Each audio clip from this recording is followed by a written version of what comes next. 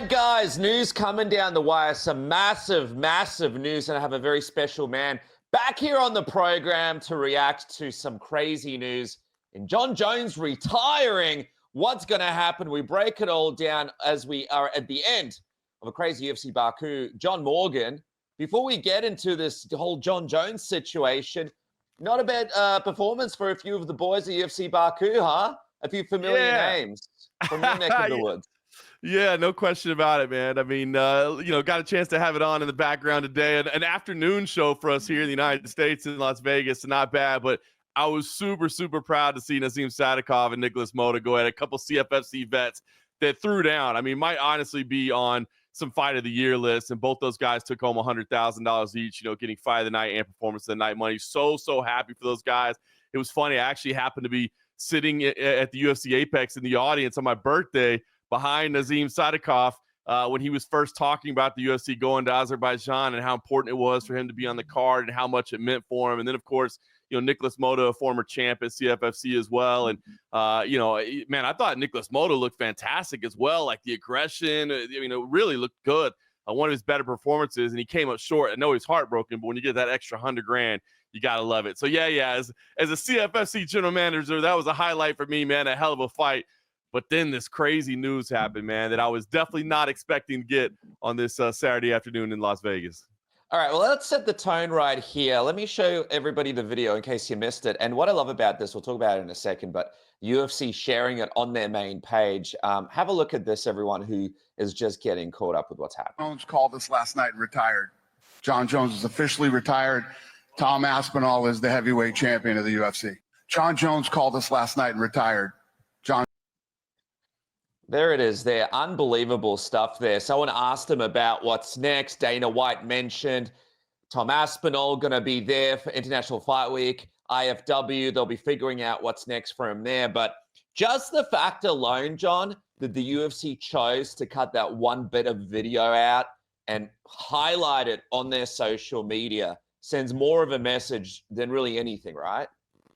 Yeah, I mean, listen, it's pretty clear that everybody's okay with this. This is, has the full support of Dana White to say we're moving forward. I mean, when he lays it out that clearly, there was no gray area or anything about that. Now, as far as how much directive there was about, hey, Dana White sent a message to the social team that he's going to be making a big announcement during the press conference and make sure you send this out. I don't know if it was directly related that much, but when there's a statement like that with no gray area whatsoever, no opportunity for interpreting and think it meant something that it didn't, I think it's pretty clear and obvious, and for them, the UFC, to jump on it, I think it makes all the sense in the world, to be honest with you. I mean, if this is it, if it's as cut and dry as Dana White says it is, and you're moving forward and you've got a new champion in place, you want to jump on it and let it go. I'm actually excited. We'll talk about it in a second, but I'm actually excited because the official rankings that I take part in every week, I'm kind of anxious to see if they go in there and pull him out of there as being eligible. A lot of times when fighters retire, they kind of leave him in there for one extra week to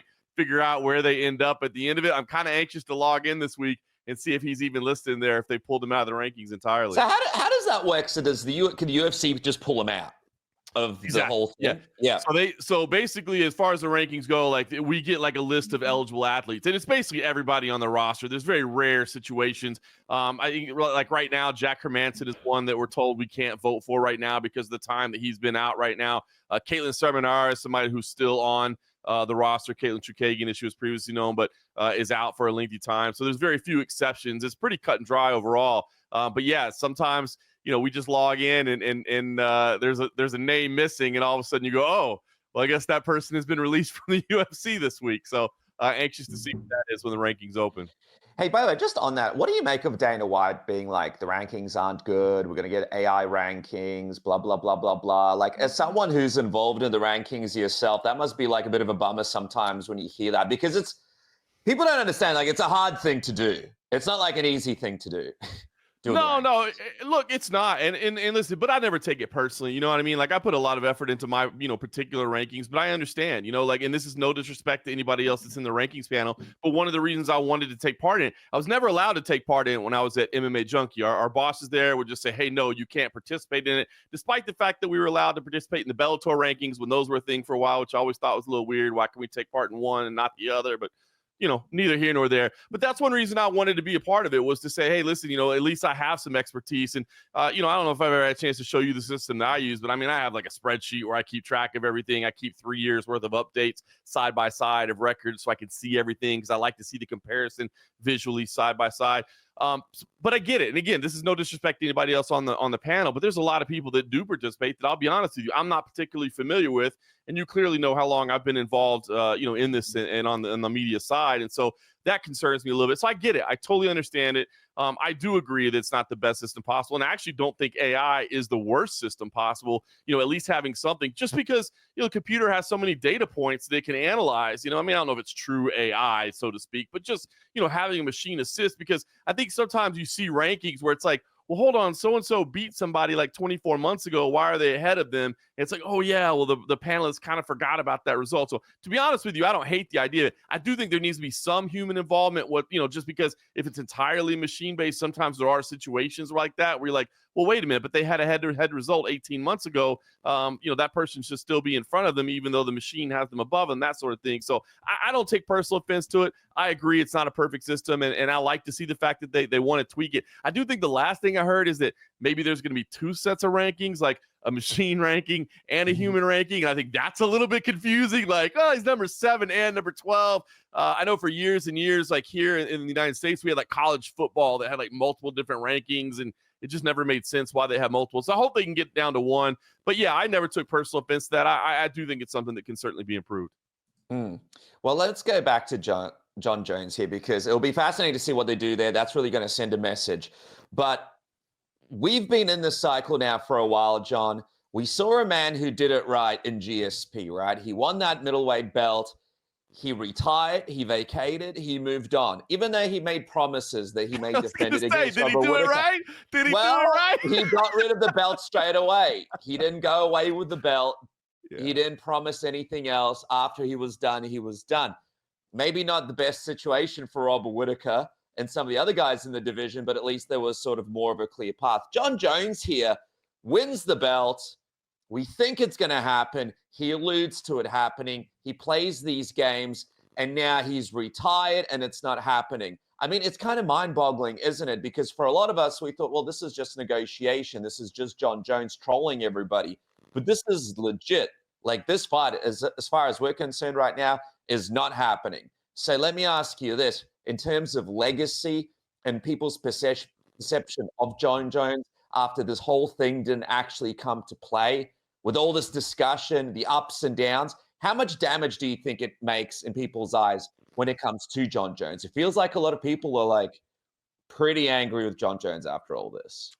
Yeah, I mean, well, listen, when you phrase it like that, because it really is 2 separate questions. When you start out and say, what about Jon Jones' legacy? If you just stop there, I say he's the greatest of all time. And as much as that may upset people to hear, I still believe he is the greatest of all time. But as you continue that question and say, how does this impact the way people think about him and the way people look at him and the way, he leaves the sport? It's bad. It's not good. This is not the way you want to walk about. And I understand why everybody would be so upset. It feels like he's been kind of trolling and playing with people's emotions. And, listen, I've been one that along the way said, listen, if there's anybody that has a right to do things like this, it is Jon Jones, because of everything that he's done in the sport. Even if you listen today with Dana White, he was asked point blank, do you regret giving him this much time? He said, no, I don't. I understand.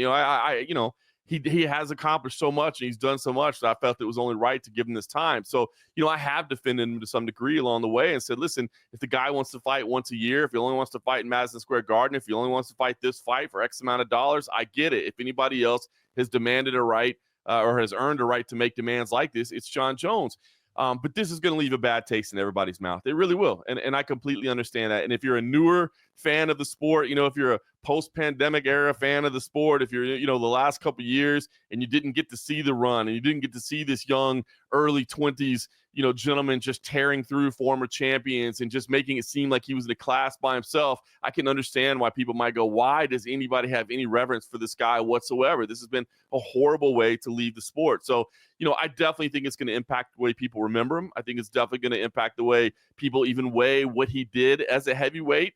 You had Tom Aspinall out there. Not that there's anything wrong with beating Cyril Gane and Stipe Miocic, but we know how long the Miocic fight took to come together. We Cyril Gahn, you crushed him, and that was fantastic. But, maybe he was still somebody that was forming at that moment as an athlete. Tom Aspinall seemed to be the type of win that if Jon Jones had just stepped in there, beaten Tom Aspinall, that if he walked away at that moment, I just can't imagine that anybody could question him whatsoever. You could question his methods.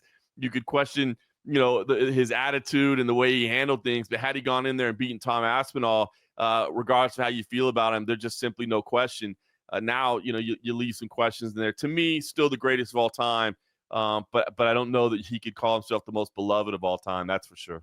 But, did he make a mistake here, John? What if he just vacated the belt straight away? Tom Aspinall goes on to fight a number of other people. We'd still be talking about Jon Jones, Tom Aspinall. If anything, more people would be like, come out of retirement, John, like a more positive kind of reception from fans. Yet he chose to go down this trolling path, drove fans crazy, to the point people did a petition, 200,000 signatures, to the point that people said that if this fight doesn't come together, they were done with the UFC because they're so over Tom Aspinall sitting out and just waiting and the UFC not doing anything about it. Did Jon Jones make a mistake here? Should he have played this differently? I think so. I don't think that, if he looks back in retrospect, that he would necessarily disagree with that, because I think you're 100% right. If he gets done with Stipe Miocic at Madison Square Garden and says, guys, man, this was the fight I really wanted. I have all the respect for Stipe. I've done everything I want in this sport. I'm out of here. Tom Aspinall, you seem to be the next, best of luck to you in your future, but I'm off to Albuquerque. It's been real. I'll see you guys in the UFC Hall of Fame. I think that would be amazing. And people will say, wow, it's a damn shame we didn't get that fight, but he's the GOAT, and et cetera, et cetera. And then you see what happens. And I think you're right. It really would have been a different, a complete 180 from public perspective if people are going, John, please come back. Please come back. Come on, man. You got one more left in you, rather than what it's been, which is like, John, you owe us one. When you getting in there, come on. You know what I mean? So in retrospect, it was a mistake. Now, at the time, do I believe that Jon Jones expected all this? I don't. I will say this. Please remember what it takes to put yourself into a championship matchup. All right. I understand it comes with a lot of money, a lot of financial reward, a lot of glory. It also comes with a lot of time away from home, a lot of sacrifice, all those. Just remember that John is no longer in a need of any of the financial compensation or the gain or the glory or anything. He's accomplished everything. And, I don't know what's happened behind the scenes. I don't know if there has been any discussions of like, hey, we sure would like you home, or man, do we really have to put our family through all this again? Or, hey, do you really have to be gone for that long?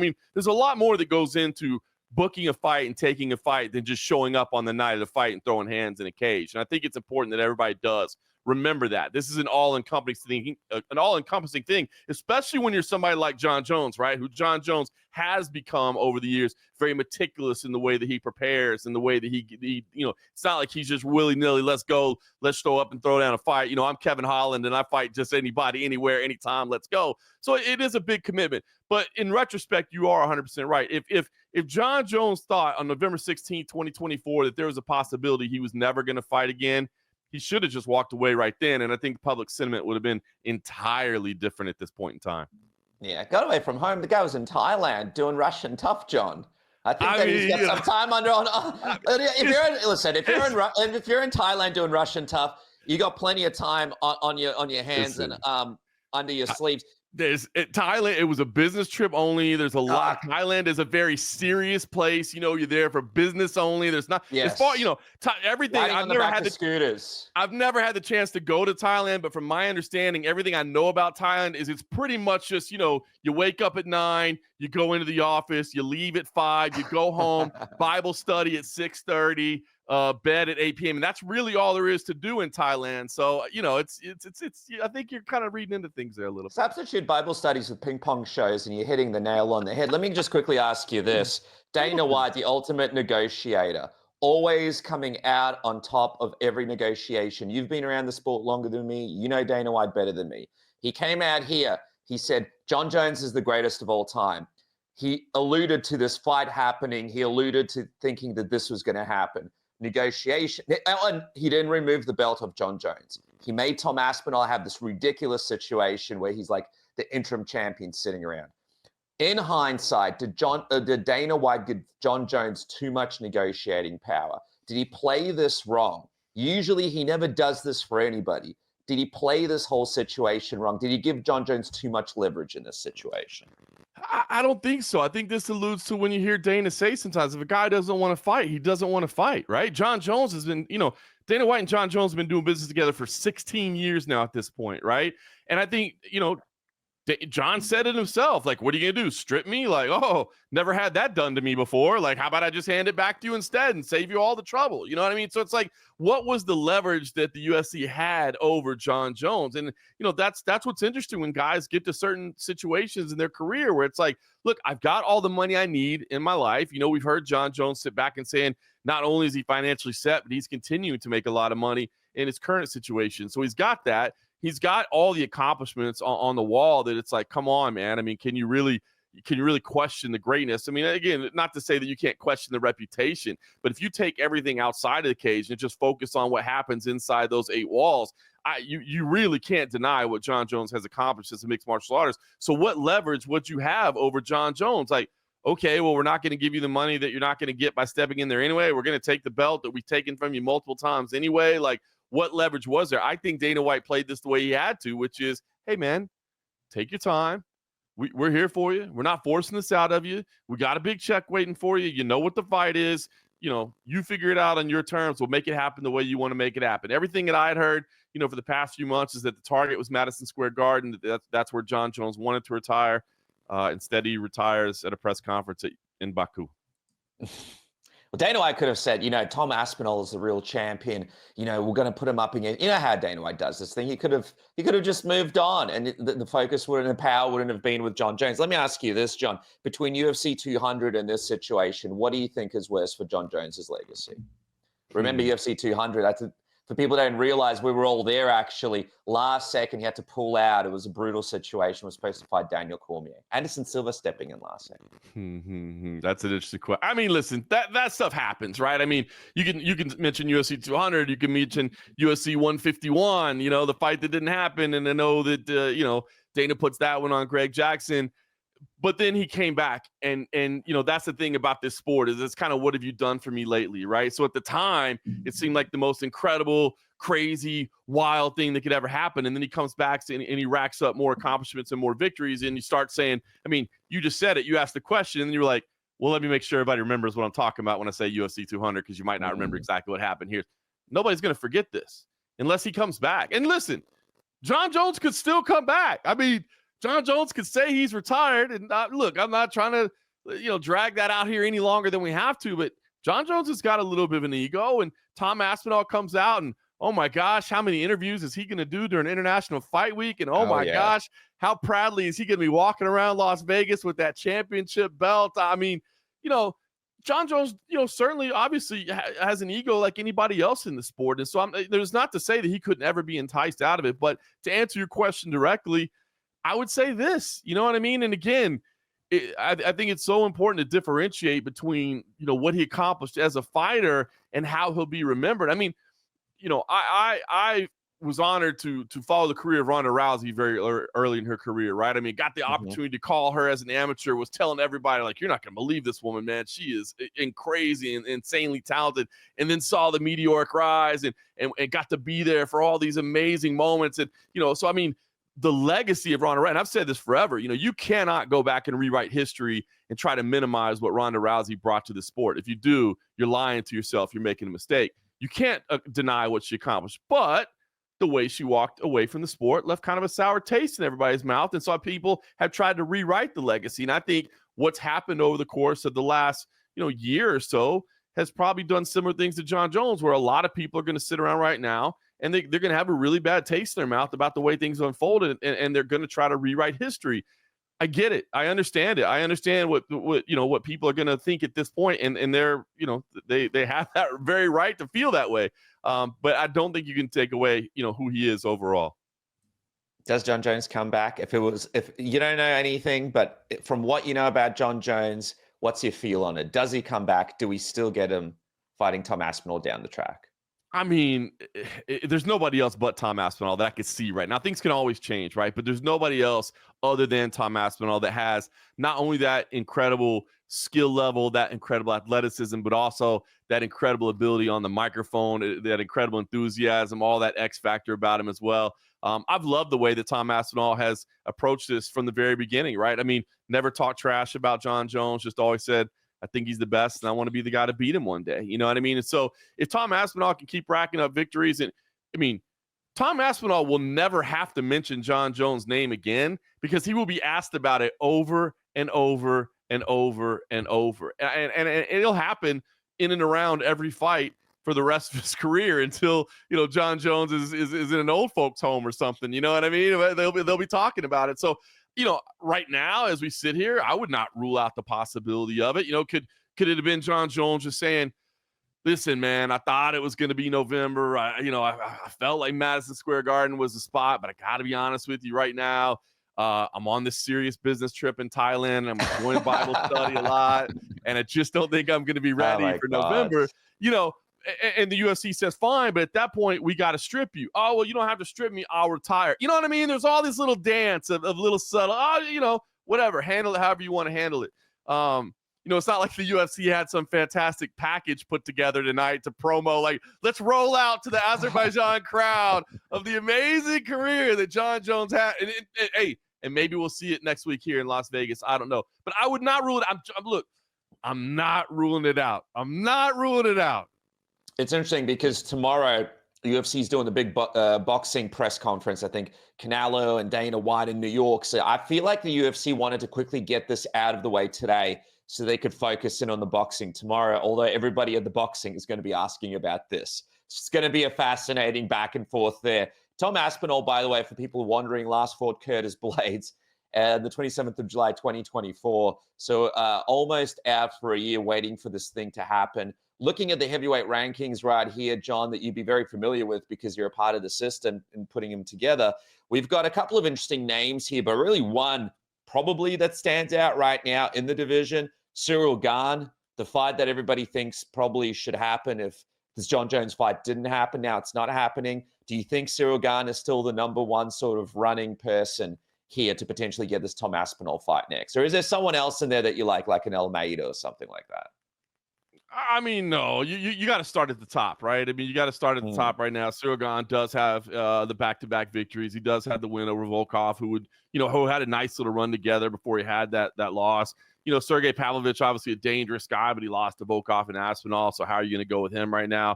Blades had a win today, but did he? And even if you say, hey, the score was right, you're still not going to say that, it was a great fight. And of course, then you worry about injury and timing and all that. So then you start getting down there to Jelton and Waldo Cortez Acosta, great talents and names and all those things.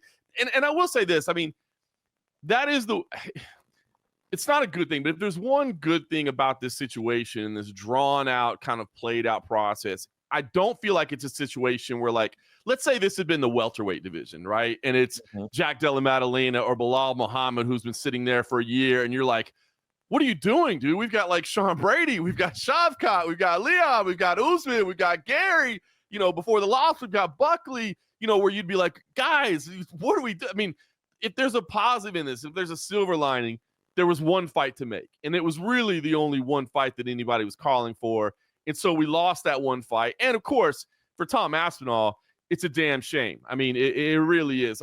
Props to Tom for the way he's handled it, for not losing his mind over it. At 32, Tom, especially as a heavyweight. Now, if this was the flyweight division, you're like, man, he's 32 and he gave up a year of his life.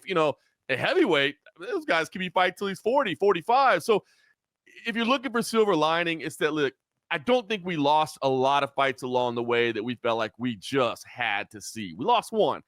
And while Tom Aspinall did lose a year of his career, he's going to be in line for some big paychecks right here. He certainly earned some brownie points with the UFC. Hunter and Dana and those guys have got to be saying, we appreciate you. Thank you. You're our guy now. We're going to take care of you. Call some shots. What do you want? We'll make it happen for you. And again, at heavyweight, you have time on your side. You can fight longer in your career in that division. So it's not a good situation. I mean, I love the way you prefaced it earlier when you're like, man, how much different would things have looked had he simply walked away after Stipe Miocic? And in hindsight, that really would have been a much better PR play for him. But for us as fans, for the division as a whole, while it was a damn shame, I don't think it was the worst of situations possible. I mean, again, I haven't seen the new heavyweight rankings open this week, but I mean, as of last week, there were 30 guys on the heavyweight roster in the UFC. So we didn't lose a lot of fights in there. We just lost the one that we wanted to see. All right, guys, before I get back to the interview, I just want to thank my sponsor, Manscaped, for making this program possible. Did you guys know with the code word submission, you guys could save 15% off. That's 15% off plus free shipping from all of the great products on the Manscaped website. But I want to talk to you guys about the Chairman Pro. The Chairman Pro is a high-tech, data-approved grooming upgrade, which is perfect for the Father's Day over there in America. But if it's not Father's Day, it is an electric face shaver that can tackle up to 5 days of growth and features 2 interchangeable blade heads. It's waterproof. The battery life is awesome, up to 75 minutes of runtime on a single charge, but it also showcases the battery level so you know when it's time to recharge with a display. Of course, it's got the travel lock, the LED spotlight, and most importantly, the 2-year warranty that Manscaped comes with. Manscaped, of course, has the Lawnmower 5.0, the Beard Hedger, and all sorts of other products. Some of the most comfortable underwear out there as well. So go to manscaped.com, use the code word submission, get 15% off and free shipping today. And guys, I also want to talk to you about our friends at Saily. That's right, Saily, the best eSIM on the market today. What is an eSIM? Let's say you're traveling, you need to make phone calls, you need to download data, you need to be able to use your phone. Don't line up in a stupid queue and replace your SIM card, lose your current SIM card, and sign up to some plan that lasts for months. Use Saily today. You just have to download the app. You just choose the location where you're at. You choose the amount of data that you want, and you are sorted, my friend, to use your phone wherever you go, whatever country you go to. It's easy to use. Like I said, all you need to do is just download the app. You avoid roaming costs, never ran out of data because you're able to update it and increase it wherever you go. It's one eSIM for all of your trips, so you don't have to change SIM to everywhere you go. And it's got global and regional plans as well. Get up to 100 gigabytes of data or as little as 1 gigabyte of data for a week or half a year. Saily is your place to go for everybody out there who's looking for an eSIM. So download the Saily app now and use the code submission. Go to saily.com/submission. The link is in the description below, and you guys get an exclusive 15% off your first purchase. That's 15% off your first purchase. Try Saily today. And now back to the program. If you're the UFC here, fans are kind of pissed about this fight not happening. You might get some casuals sort of pulling out and being like, I've had enough of this, I'm taking a break for a bit. Do you pull out the old magic card here? Do you do something that Sean Strickland suggested just a couple of days ago? Do you pivot to a man by the name of Alex Pereira and just make this Alex Pereira-Tom Aspinall fight? Sure, Alex Pereira doesn't deserve it. Sure, Alex Pereira just lost his last fight against Ankalaev. But this is a big fight where fans can just get excited, where it's just a great time for fans, casual fans, just to tune in and just to be like, all right, look, we didn't make this Jon Jones thing happen, the super fight, the big fight, but here's like a consolation prize. Here's a fight that you guys would love to watch. Even though it doesn't make sense, we're going to put it on for you anyway. 100%. And this is something I've been talking about for a while now during this entire situation is that Alex Pereira, whether it be Alex Pereira, Jon Jones, or whether it was Alex Pereira, Tom Aspinall, either one of them when Jon Jones was still around, I thought, why not go with that? I mean, Alex Pereira has ascended to a level of superstardom. I've seen it with my own eyes, both in the arena with the way people react or just when he walks the street, where it's like anything that guy does, you're not going to question and say, wait a minute. He hasn't even fought at heavyweight, and you're going to give him a title? His last fight was a loss, for God's sake. What are we doing? No, Alex Pereira is a superstar. So I've been talking about this for a while. I think, honestly, I thought Alex Pereira, Jon Jones might have even been a bigger fight than Jon Jones, Tom Aspinall before all this unfolded, just simply because of the superstardom of it. And Jon, and Alex, they've kind of had a little back and forth for years and whatever. And Jon would really sell it as the danger of Alex. Of course, the UFC would do that as well. Obviously, Jon Jones off the table. But yeah, 100%, I would go with that fight. And it's no disrespect, to Magomed Ankalaev, but is anybody really clamoring for that fight of like, we need to see it again? And there are other names at light heavyweight that could compete in there and that would be happy to be in there. You've got some stars in Yuri Prochazka. Hell, I mean, this wasn't the greatest performance from Khalil Roundtree, but maybe you could throw him in there. It's just there's names up there. There's things you can do. So honestly, I would be shocked if at least the potential for that is not discussed in the matchmaker meeting, because if you're looking to kick this thing off right and you're looking to start the reign of Tom Aspinall right, and you're looking to make it the biggest fight you could possibly make it, I think that's the biggest fight right now. And that's no disrespect to the rest of the heavyweight division. That's no disrespect to Cyril Gane. But if you're looking for superstars and you're looking for eyeballs and excitement and people to be fired up, yeah, Alex Pereira versus Tom Aspinall sounds pretty fun. Here's a prediction for you. Somehow Pereira wins this. It's going to be a tough fight for him. But if he does somehow win it, all of a sudden Jon Jones unretired, ready to fight in a few months. Am I wrong? Am I wrong here? Look, and again, and would you not sign up for it? Or would you? I mean, if Jon Jones comes out of retirement and says, "Hey, we've got a date. Here we go. This is the fight," would you be like, not interested? You wouldn't fight Tom Aspinall. This. I'm not. You know what? Submission Radio. We've made a decision. We will not cover anything to do with this fight whatsoever. We will not be mentioning it. We will not be. I was offered a Jon Jones. Hey, listen, when Jon Jones takes his shit, I cover it now. There's nothing to talk about in the space. Oh, he walked outside and looked at a bird and fed it some bread. Let me put that in a video. Of course, we talk about it. But legacy and all this whole circus. Yeah, it's wild. But I understand. I think it would at least be, I think it should be at least be a discussion point for the UFC, and it would be potential history for Alex Pereira, and I think it would just I just don't know that there's a bigger fight that you could make right now in the sport. That's pretty incredible. Dude, if you're the UFC as well, you're like, how do we get this guy back on board? Well, let's just put Pereira up against Aspinall. Aspinall will likely beat Pereira, but if there's a chance that Pereira wins, that's how we get him back in. You know what I mean? If you're in that matchmaker meeting, like, well, how would we get him back in realistically without paying him? He's probably asking, he probably priced himself out because he wasn't really feeling this fight. How about if we get Pereira in a position, potentially we can do it, They're not idiots over there in the matchmaking room. No, listen, they know exactly what they're doing, and I think there's some real possibilities for all that. So, man, we'll see how this unfolds. I mean, again, it's going to be an interesting week in Las Vegas for Tom Aspinall. I mean, he's just going to be walking around with a big smile on his face and just, the man who retired, Jon Jones. I mean, look, he gets bragging rights now. You know what I mean? Like, and Tom is so good about that in that, he doesn't have to trash talk. You know what I mean? It's just he's so good at that subtle kind of British style of sarcasm in the way that he approaches with it, but he's got the bragging rights. He said, John, just send me location, right? Just give me the date, give me the time.